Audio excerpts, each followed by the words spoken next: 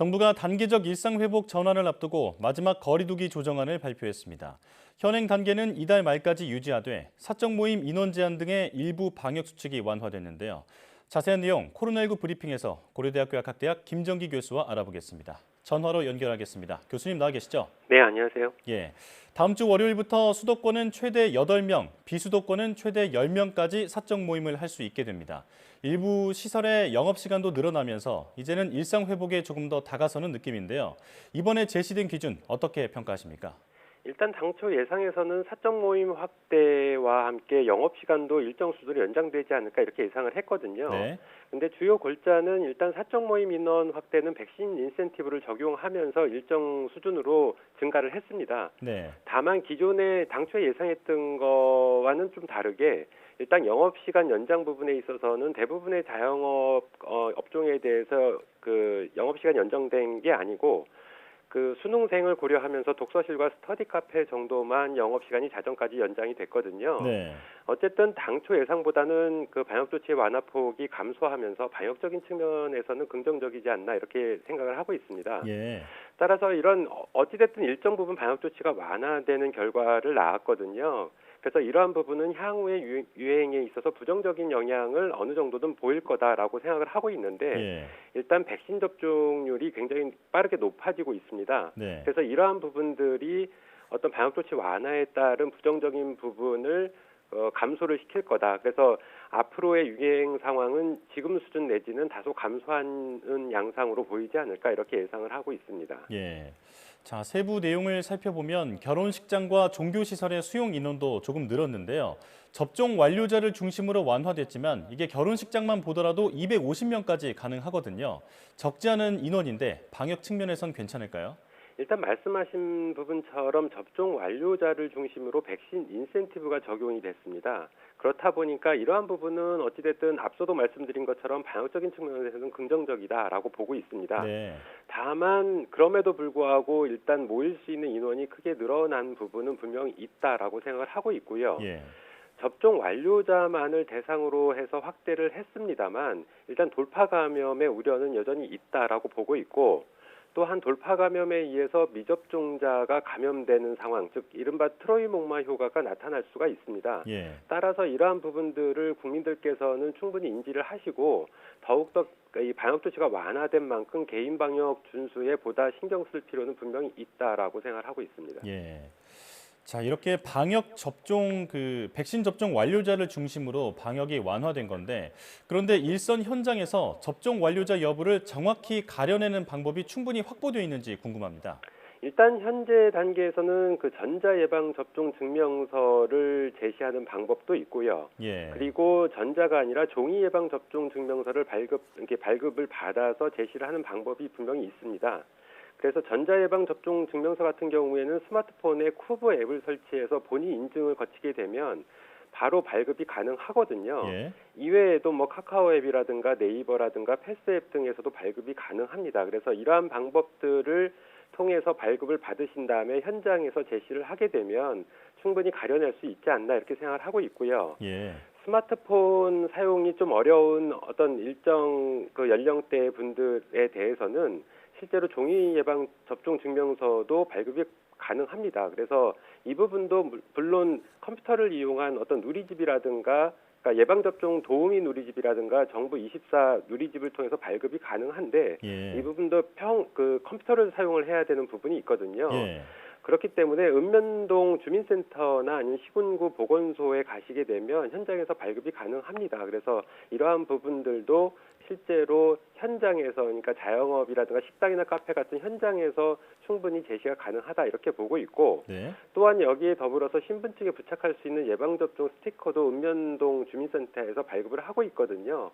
그래서 이러한 부분들은 백신 접종 완료 여부를 정확히 가려낼 수 있는 방법 중에 하나다. 물론 뭐 경우에 따라서 위조의 우려도 제기가 되고는 있습니다만 네. 이러한 사례는 극히 드물 거다 이렇게는 생각을 하고 있습니다. 예. 자, 다음 달 예정대로 단계적 일상 회복으로 전환된다면 해외 사례처럼 확진자와 중증 환자가 급증할 가능성이 있습니다. 만약 이렇게 되면 우리가 어떻게 대응하겠다 이런 대책이 마련돼 있나요?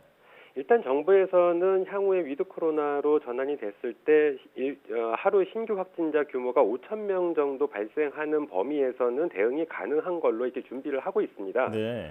다만 그 이상 발생을 하게 되면 어떻게 할 거냐? 사실 이 그 신규 확진자 대비 위중증 환자가 일정 비율로 계속 나오고 있거든요. 네. 현재는 2% 수준 정도를 보이고 있으나 향후에는 조금 더 낮아져서 1% 정도의 수준을 보일 걸로 예상을 하고는 있습니다만 어찌됐든 지금 현재 정부에서 예상하고 있는 5천 명 수준을 넘어서 10,000명 그 이상 발생을 하게 되면 사실상 의료 시스템에 굉장한 부하를 끼치게 될 가능성이 상당히 높고요. 네. 이런 경우에는 이렇다 할 대안은 현재로서는 없지 않나라고 생각을 하고 있습니다. 예. 아무래도 이렇게 우리가 예상했던 것보다 일일 신규 확진자 규모가 늘어나고 그만큼 위중증 환자가 늘어나게 돼서 병상 부족 문제가 발생을 하게 되면 아무래도 방역 완화에서 다시 강화로 전환될 가능성도 배제할 수는 없다 이렇게는 보고 있습니다. 예. 하루 확진자 5천 명 수준까지는 상정하고 있다 이렇게 말씀을 해주셨고요. 자, 방역 당국이 백신 접종률이 85%에 이르면 마스크 없이도 델타 변이에 대응할 수 있다는 발언을 해서 논란이 됐습니다. 독일 연구 결과를 인용했다고 하는데 지금 적용하겠다는 의미가 아니라면서 해당 발언을 정정했는데요. 실제로 85% 접종이 완료되면 마스크 없는 일상생활이 가능할까요? 글쎄요. 이 부분은 이 85% 접종률이라고 하는 부분이 말씀하신 것처럼 독일 코어 연구소 분석 결과에 따른 거거든요. 네. 이 부분이 이론적인 어떤 가설이다라고 보시면 될 것 같고 실제로 이거를 근거로 해서 지난 7월에 독일 메르켈 총리가 백신 접종률 85%를 언급한 적이 있고요. 예. 물론 델타 변이 발생 이전이긴 합니다만 지난해 연말에 앤서니 파우치 소장도 85% 언급을 한 적이 있거든요. 네. 근데 이 85%는 앞서 말씀드린 것처럼 이론적인 수치다라고 생각을 하고 있고 물론 백신 접종률이 80%를 넘어가게 되면 완벽하진 않지만 어느 정도 집단 면역이 형성될 수 있다라고는 생각을 하고 있습니다. 네. 다만 방역 당국이 애초에 언급했던 것처럼 실내 마스크 착용 의무화를 해제할 정도의 방어력을 보이기는 힘들다라고 생각을 하고 있고요. 예. 80%, 85%를 넘어가게 되더라도 방역 조치 완화는 상황에 따라서 단계별로 서서히 적용을 해야지만 델타 변이에 대응을 할 수 있다라고 생각을 하고 있고 예. 그렇지 않을 경우에는 미접종자 사이에서 크게 유행이 지속될 가능성이 상당히 높다 이렇게는 보고 있습니다. 네. 앞으로도 최소한의 방역 수칙은 계속 지켜야 한다 이렇게 생각하는 게 좋을 것 같습니다. 자, 미 FDA 자문위가 65세 이상 고령층과 중증 고위험군에 대해서 모더나 백신의 부스터샷 사용 권고안을 만장일치로 의결했습니다. 그렇다면 앞으로 남은 FDA 사용 승인과 CDC의 접종 승인도 날 가능성이 크다고 볼 수 있을까요? 일단 결론부터 말씀을 드리면 승인이 날 가능성이 높다 이렇게는 보고 있습니다. 네. 아무래도 이 승인 절차에서 1차 관문인 미 FDA 전문가 패널이 만장일치로 권고 승인을 했거든요. 그렇기 때문에 추후에 그 FDA의 사용 승인이라든가 아니면 CDC의 접종 승인에서도 이 통과가 될 가능성이 상당히 높다 이렇게는 생각을 하고 있습니다. 네. 다만 추가 접종 대상자가 현재 65세 이상의 고연령층과 기저질환자 그리고 의료진 등 감염 위험도가 높은 직업을 가지고 계신 분들이 여기에 해당된다라고 알려지고 있거든요. 네. 근데 이 중에서 의료진 등 감염 위험이 높은 직업을 가진 사람들은 이후 승인 절차에서 제외될 가능성이 있지 않나 이렇게 생각을 하고 있습니다. 이러한 부분은 화이자에서도 보여진 측면이 있고요. 그렇기 때문에 미 보건당국은 부스터샷은 예방 효과 이러한 측면에서는 부스터샷이라고 하는 게 미 보건당국 입장에 있어서는 예방 효과보다는 위중증이나 치사율을 관리하는 차원이거든요. 예. 그렇기 때문에 아무래도 이 의료진과 같은 직업군에 대해서는 대상자에서 이렇게 제외되지 않을까 이런 생각을 가지고 있습니다. 네. 가능성이 높은 상황이다. 이렇게 정리할 수 있겠습니다. 자, 그리고 얀센 백신의 추가 접종 사용 여부도 곧 결정날 예정인데 어떻게 예상하십니까? 일단 모더나 백신에 의해서 얀센 백신도 내일 현지 시간으로는 오늘 추가 접종 여부가 결정이 될 걸로 예상을 하고 있거든요. 네. 근데 모더나와 얀센 백신 비교해 보면 오히려 추가 접종이 더 필요한 백신의 종류는 얀센 백신이 아닐까 이렇게 생각을 하고 있고 네. 이러한 부분들은 국내외에서 돌파 감염 비율이 타 백신보다 높기 때문에 그렇거든요. 네. 그래서 아무래도 얀센 백신도 만장일치로 권고 의결이 될 가능성이 거의 100%가 아닐까 이렇게 생각을 하고 있습니다. 예. 자, 그리고 이제 마지막 질문인데요. 미국 파우치 소장이 델타 변이를 능가하는 강력한 변이는 앞으로 나오지 않을 것으로 예상한다는 발언을 했습니다. 어떤 배경에서 나온 말이라고 보십니까? 일단 파우치 소장이 이 같은 발언을 한 배경에는 미국 등 백신 접종률이 높은 국가들에 해당되는 발언에 한정한다라고 생각을 하고 있습니다. 네.